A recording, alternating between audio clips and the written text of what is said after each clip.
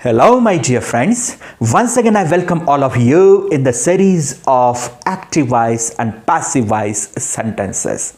So today we are going to convert simple future tense active voice into passive voice. So let's discuss what are the structures of active voice and passive voice in simple future tense. Active voice is subject plus shall, will plus verbs first form and then object and then remaining part, that is active voice structure. Now when we change it into the passive voice, as you know, that is going to be the routine for you. As you know that object we are going to take at the place of subject, object plus shall be, listen, shall be oblique will be plus as usual verbs third form. Passive voice is equal to verbs third form, that you have to remember, and then subject as object, objective case. So there is going to be objective case of the subject and then remaining part is going to be there. So that's the change, that's the structure we can understand of simple future tense, active voice and passive voice. Just we can understand by taking the example with Marathi meanings and how we can convert that active voice, means that sentence, into the passive voice. Let's see by example. Yes, if you are new on the channel, please subscribe the channel and don't forget to like. I have been contributing for all of you, and meanwhile when you start to listen you forget, so don't forget to like the content also, my dear friends. So let's begin. What is the example? Example is like this, that's the routine example which we have been discussing. The same example I have been discussing in all the tenses, because you should understand the proper meaning and the proper construction and how to change it, what kind of the changes are going to take place, you should understand very perfectly. So we are going to discuss only one example, and yes, what is that example? Example is he will take medicine on time. What is the example? He will take medicine on time. तो वेळेवर औषध घेईल. चला passive करायचं आहे. घ्या मेडिसिनला सुरुवातीला medicine, मेडिसिनच्या समोर मी तुम्हाला सांगितलं होतं पॅसिव्ह वॉइस मध्ये शॅल बी किंवा विल बी पैकी एक हेल्पिंग वर्ब वापरायचा आहे. ऑफकोर्स शॅल बी हा जो असेल तो फक्त आय आणि वीच्या समोर वापरतो आपण, आणि बाकीच्यांच्या समोर ॲज युजल तुम्हाला माहिती आहे विल बी तुम्ही वापरताय. मेडिसिन विल बी, हो, क्रियापदाचं तिसरंच रूप सांगतोय आता पॅसिव्ह वॉइस मध्ये. Medicine will be taken by him on time. औषध त्याच्याकडून वेळेवर घेतलं जाईल. फोकस हा औषधावर आहे. डॉक्टरशी बोलत असताना आपण म्हणतोय औषध ना त्याच्याकडनं वेळेवर घेतलं जाईल. फोकस एम्फसिस हा औषधावर आहे, मेडिसिनवर आहे, म्हणून या सिच्युएशन मध्ये आपण पॅसिव्ह वॉइस वापरतोय.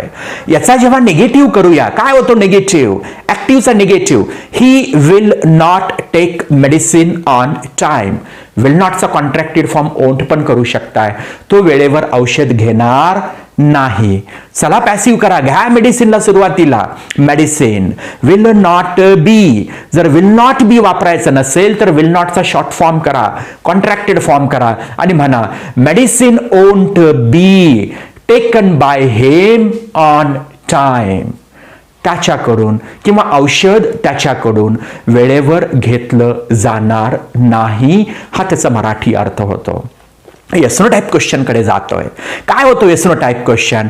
ऍक्टिव्हचा जर येस नो टाईप क्वेश्चन करायचा असेल तर विल सुरुवातीला घेऊया आणि म्हणूया will he take medicine on time. तो वेळेवर औषध घेईल का? चला पॅसिव्ह करतोय, घ्या मेडिसिन सुरुवातीला. Medicine, yes, will he take medicine on time.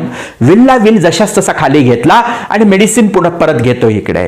Will medicine be taken on time by him, किंवा will medicine be taken by him on time.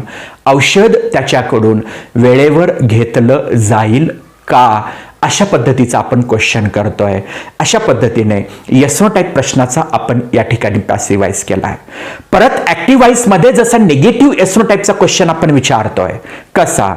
ओंट he take असं म्हणा किंवा विल ही नॉट टेक असं म्हणा, दोघांचा अर्थ सारखा आहे. पण आपण इथे बोलत असताना जर जेव्हा म्हणूया विल ही नॉट टेक किंवा ओंट ही टेक मेडिसिन ऑन टाइम, तो वेळेवर औषध घेणार नाही का? तोवर फोकस आहे, सब्जेक्टवर फोकस आहे, ऍक्टिव्ह वॉइस आहे. पॅसिव्ह वॉइस करायचं आहे. ओंटला ओंट जशाच तसा ठेवा. ओंट घ्या मेडिसिन, ओंट मेडिसिन आणि मग बी लिहूया. ओंट मेडिसिन बी, क्रियापदाचा तिसरा form passive is equal to third form of the verb. Won't medicine be taken on time by him, औषध त्याच्याकडून वेळेवर घेतलं जाणार नाही का? अशा पद्धतीचा येस नो टाईपचा प्रश्न आपण केलाय. त्यानंतर मित्रांनो WH क्वेश्चन करायचं आहे. ऍक्टिव्हचा WH क्वेश्चन करण्यासाठी फक्त येस नो टाईप क्वेश्चनच्या मागे एक WH वर्ड ऍड करा, जो हवा आहे सिच्युएशनला, जो लागणारा WH क्वेश्चन आहे तो वर्ड ऍड करूया आपण. For example, when will he take medicine, तो मेडिसिन केव्हा घेईल. येस, नाव पॅसिव्ह करायचं आहे. ऍक्टिव्ह असो की पॅसिव्ह असो, क्वेश्चन हा WH क्वेश्चन हा WH वर्डनेच सुरू होणार आहे. करेक्ट? म्हणून WH वर्ड आपण जशाच तसा घेऊया. व्हेन, आता मात्र व्हेनच्या समोर आपल्याला मेडिसिन म्हणजेच जो ऑब्जेक्ट होता ऍक्टिव्ह मध्ये तो इथे घ्यायचा आहे. व्हेन मेडिसिन, और हा WH क्वेश्चन असल्यामुळे व्हेनच्या समोर हेल्पिंग वर्ब घेऊया, विल घेऊया आणि मग मेडिसिन घेऊया आणि मग बी घेऊया. व्हेन विल मेडिसिन बी, क्रियापदाचं तिसरं रूप पॅसिव्ह इज इक्वल टू तिसरं रूप. When will medicine be taken by him, औषध त्याच्याकडून केव्हा घेतलं जाईल. अशा पद्धतीने हा WHचा क्वेश्चन आपण करतोय पॅसिव्ह वॉइस मध्ये. मित्रांनो, हाच WH क्वेश्चन नेगेटिव्ह पण आपल्याला करता येतो. आणि मग आपण क्वेश्चन बनतोय ऍक्टिव्ह मध्ये. कसा? व्हेन ओंट ही टेक मेडिसिन, तो औषध केव्हा घेणार नाही, तोवर फोकस आहे. म्हणून या ठिकाणी WHचा ऍक्टिव्हचा क्वेश्चन केलाय. अरे बाबा, जर मेडिसिनवर फोकस द्यायचा असेल आणि WHचा क्वेश्चन विचारायचा असेल, वापरा पॅसिव्ह वॉइस. मग काय करावं लागेल? घ्या सुरुवातीला व्हेन विल मेडिसिन, निगेटिव्ह करायचं आहे. When won't medicine be, won't म्हणजे विल नॉटचा short form. When won't medicine be taken, परत क्रियापदाचा तिसरा रूप passive voice is equal to verb's third form. When won't medicine be taken by him, औषध त्याच्याकडून केव्हा घेतलं जाणार नाही. अशा पद्धतीने याचा पॅसिव्ह वॉइस केलाय. आणखी समजण्यासाठी एक उदाहरण सांगतोय. व्हाय विल शी टेक मेडिसिन, का घेईल ती औषध? करा पॅसिव्ह वॉइस, घ्या खाली वाय जशाच तसा, वाय घ्या मेडिसिन, वाय मेडिसिन, और वाय विल मेडिसिन बी, वायच्या नंतर हेल्पिंग वर्ब घेतोय विल, वाय विल आणि मग मेडिसिन आणि मग बी, विल बीच्या मध्ये तो सब्जेक्ट ठेवतोय. Y will medicine be taken by him, औषध त्याच्याकडनं का घेतलं जाईल. आणि निगेटिव्ह करायचं असेल तर फक्त वाय विलच्या ठिकाणी ओंट ठेवूया आणि त्याचं निगेटिव्ह करूया. Why won't medicine be taken by him, त्याच्याकडनं औषध का घेतलं जाणार नाही किंवा औषध त्याच्याकडनं का घेतलं जाणार नाहीये.